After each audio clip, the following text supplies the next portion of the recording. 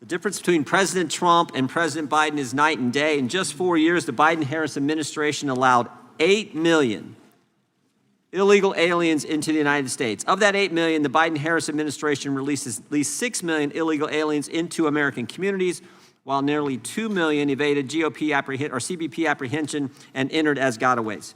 These 8 million include at least 99 aliens on the terrorist watch list. 99 potential terrorists were released into our neighborhoods and communities. 8 million illegal aliens, that's like a city the size of New York City. This unprecedented surge of illegal immigration has resulted in millions of otherwise removable aliens being allowed to remain in the United States. And understand this. This was done deliberately, intentionally, starting on day one of the previous administration.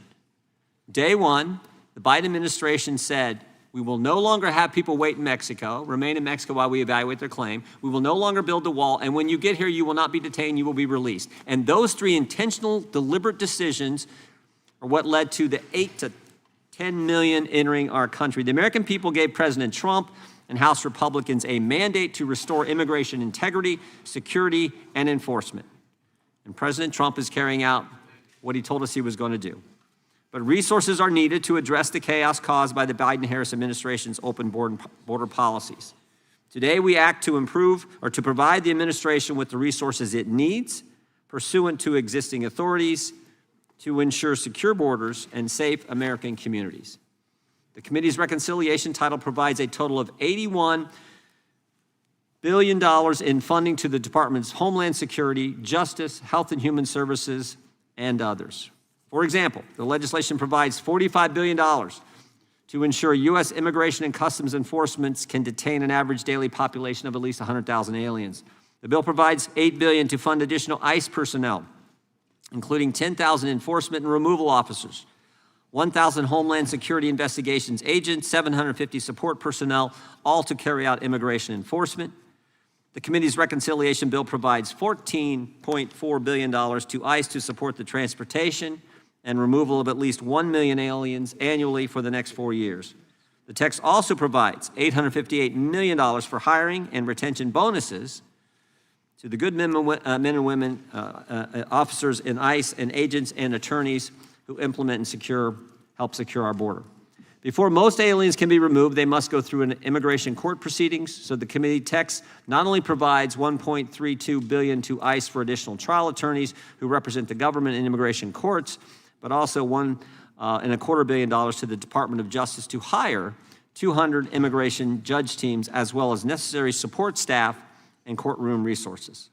Also included in the committee bill is $500 million for the Department of Justice to combat drug trafficking, including fentanyl and other illegal drug use. In addition to funding immigration enforcement, the committee's reconciliation text also raises more than $77 billion through fees. The existing fees in the immigration system have not been updated, in some cases for decades, and in many cases, fees have never been applied at all. This system has left these agencies with funding shortfalls paid for by American taxpayers. The fees included in this bill will allow agencies to achieve cost recovery and limit their reliance on taxpayer funding. They will also allow us to make the necessary investments in immigration enforcement in a fiscally responsible manner. For example, the reconciliation bill requires aliens who file an asylum application to pay a fee of not less than $1,000. Congressional Budget Office has estimated this fee will raise $748 million over 10 years. The bill also requires illegal aliens in the United States pursuant to temporary protected status to pay a $500 fee, and those on TPS who apply to renew their employment authorization to pay a fee of $550. CBO has estimated those fees to raise $2 billion and $4.7 billion respectively over the next decade. The bill requires aliens who register for diversity immigrant visa lottery to pay a $250 fee, which CBO has estimated will raise billions of dollars in additional revenue. These and other resources and fees in this reconciliation text will ensure that the Trump administration has the adequate resources to enforce immigration laws in a fiscally responsible way. The committee's bill also provides resources to improve the activities of agencies in the rulemaking process. These resources will make agencies more efficient and effective by requiring that they adequately account for the cost imposed by rulemaking activity and by consolidating authorities that are currently spread across the government. The measures in our package are necessary to provide the resources to improve immigration, enforcement, and regulatory improvement. I urge all members to support the committee's reconciliation package, and I yield back